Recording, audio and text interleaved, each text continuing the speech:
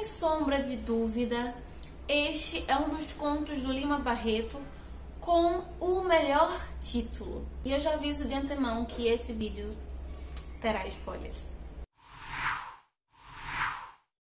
O que temos para hoje são José Dulcineias.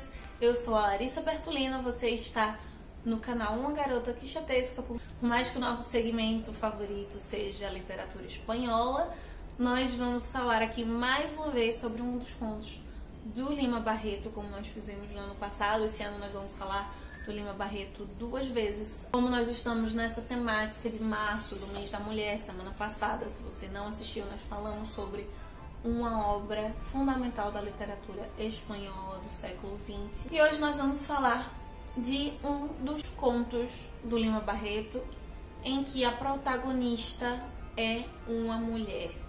Assim como o livro da semana passada, um e outro tem uma relação interessante para falar sobre a burguesia, a relação da burguesia com o papel da mulher, com o lugar da mulher dentro dessa sociedade do âmbito burguês. Lembrando, né, a burguesia ela surge ali no período do Renascimento, da Idade Moderna nascendo nas cidades, e talvez a melhor definição de burguesia seja justamente aquela classe, aquele grupo de pessoas que alcançou os seus privilégios através de um processo laboral que foi reconhecido. Em grande parte da burguesia, a ascensão da burguesia se dá por esse processo laboral. Antes, os estados sociais surgiam através do nascimento, a pessoa em quase sua totalidade tinha o destino já traçado socialmente falando.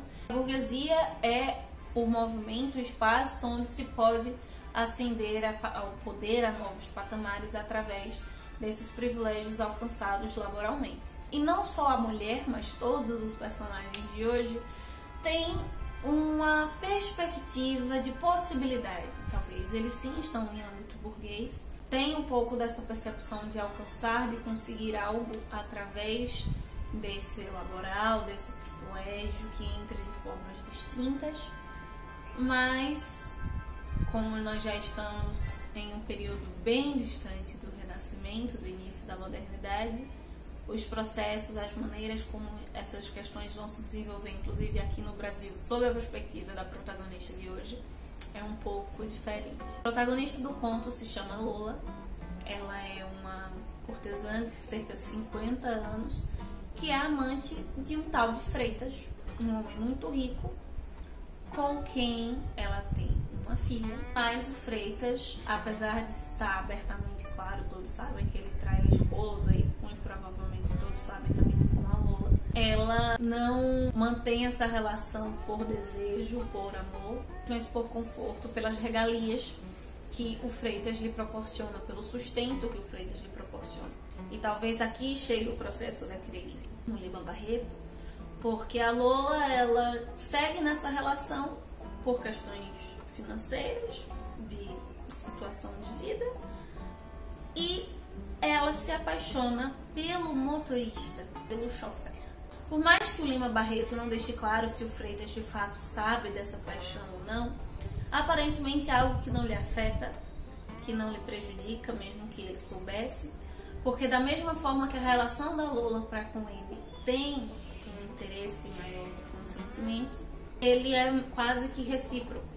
O desejo de estar com a Lola é simplesmente por massagem de ego. Ele vê a Lola como um troféu, como um aporte a ser mostrado, que foi conquistado, que lhe confere status e nome de alguma forma. Nós entendemos que parte dessa admiração que ela tem, por isso não à toa é um dos personagens que não tem nome, ele é simplesmente tratado como chofer, porque a Lola vai se apaixonar por ele exatamente pelo fato dele dirigir um carro. E não pelo sistema interesseiro como Freitas, de que ele lhe proporciona dinheiro e este homem possui um carro, até porque está muito claro que sendo um chofer o carro não é dele. Lima Barreto vai desenvolver esse sentimento dela ao ponto de lançar a dúvida se ela se sente atraída exatamente pelo chofer, pela pessoa do chofer, ou pelo carro em si.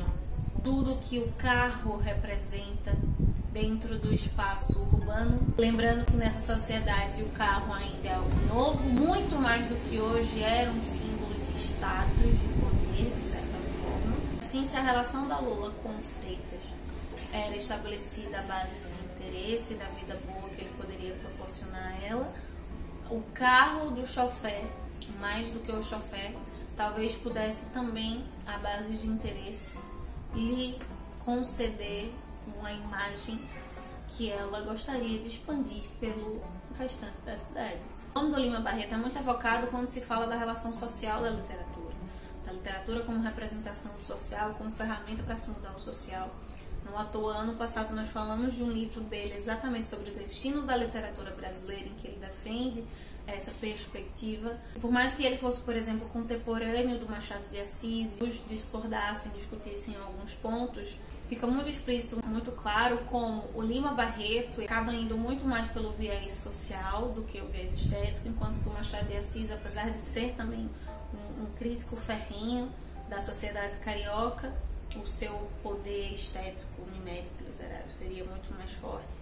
Mas surge a dúvida se isso de fato é algo que foi elaborado por ambos ou algo que ficou consolidado pela crítica machadiana, pela crítica de Lima Barreto no decorrer dos anos. Não à toa, Lima Barreto hoje, devido aos movimentos sociais que nós temos, discussões cada vez mais pertinentes e mais profundas sobre identidade, sobre direito, sobre lugar de fala. Então o Lima Barreto acaba sendo uma figura muito mais ovacionada, muito mais chamada, muito mais lida e propagada. Até que ponto isso se passa realmente como parte do seu projeto de desenvolvimento, daquilo que ele escreveu, do que ele criticou, e até onde isso na verdade é o uso social da sua obra pela crítica. Mas fica claro que um e outro não está falando apenas das relações sociais. Um e outro, como o próprio título já deixa claro, fala sim sobre as relações dos seres humanos, com a forma como nós enxergamos aos demais. Muito mais forte do que as relações interpessoais, do que as relações sociais, do que a relação com o espaço urbano. A dimensão do desejo humano é o ponto mais importante, ou talvez o mais forte dentro de um e outro. O outro é aquele que nos auxilia a promover o significado da vida, o significado das relações, o significado que construímos sobre os outros e sobre nós mesmos. É nesse limbo em que a Lola se encontra. Ela não sabe, ela ainda está em processo de construção desse significado. Por vezes nos parece que a relação dela com o Freitas na sua cabeça está muito clara e que apenas ela está em dúvida com o chofer. Em outras situações fica claro também que nem sempre a situação com o Freitas está muito translúcida, porque no final das contas a principal relação que está em limbo e que precisa ser resolvida é a relação da Lola com ela mesma. Ela seja talvez a maior representação de que muitas vezes esse outro ao qual nós enxergamos, desejamos ou sentimos evoca todos esses questionamentos, somos nós mesmos. Uma das questões de constituição do ser da nossa sociedade, que vai ser trabalhado muito depois do Lima Barreto, lá com o Eric Fromm, é o sentido do ser amado, de não desejar as coisas simplesmente porque nós a desejamos, porque nós as queremos, nós sentimos algo de especial com elas, mas porque elas nos são desejáveis. Por elas serem, como o filósofo alemão vai designar, sex appeal, elas são dignas de merecer o desejo alheio. Pela sua beleza e o seu encanto, mesmo que ainda aos 50 anos, a Lola merece ser desejada pelo Freitas. Por tudo que representa dentro do espaço urbano de poder e de controle, ainda que o carro não seja dele, de certo modo o chofer merece ser desejado pela Lola. E talvez exatamente por tudo que representa, por tudo que produz no espaço urbano e pelo que ele acaba significando para a Lola, o carro acabe sendo mais importante ou muito mais significativo do que aquele que o conduz.